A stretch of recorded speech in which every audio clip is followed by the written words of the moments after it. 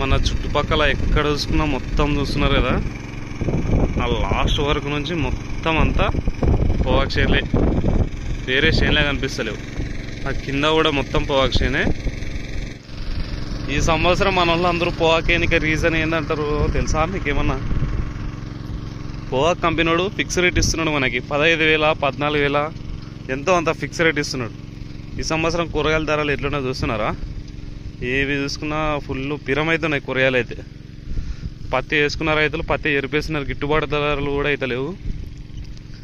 మిరప తోటలు వేసిన వాళ్ళు చాలా మంది పాస్ చేస్తున్నారు. మన కర్నూలు సైడు వేరే సైడ్ కూడా మిరప తోటలు వేసిన వాళ్ళు అందరూ పాస్ పాడేస్తున్నారు.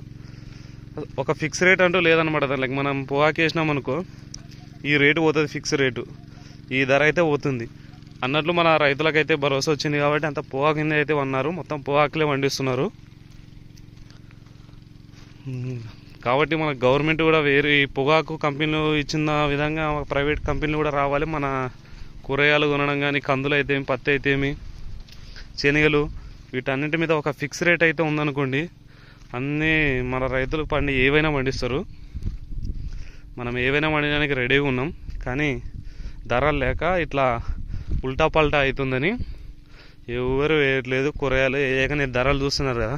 టమాటా పండ్ల బాక్స్ 1000 రూపాయలు ఉంది, బెండకాయలు, చిక్కుడుకాయలు, ఏవి చూసుకున్నా మొత్తం అంతా పిరమే ఉన్నాయి.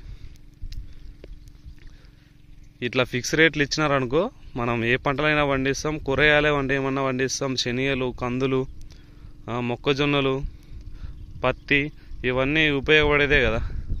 ఈ పొగాకు ఎందుకు వేస్తున్నారు మన వాళ్ళంతా?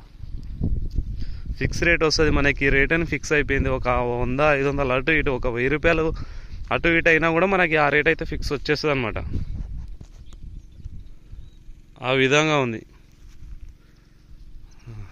ఇదే అండి నేను చెప్పాలనుకునేది.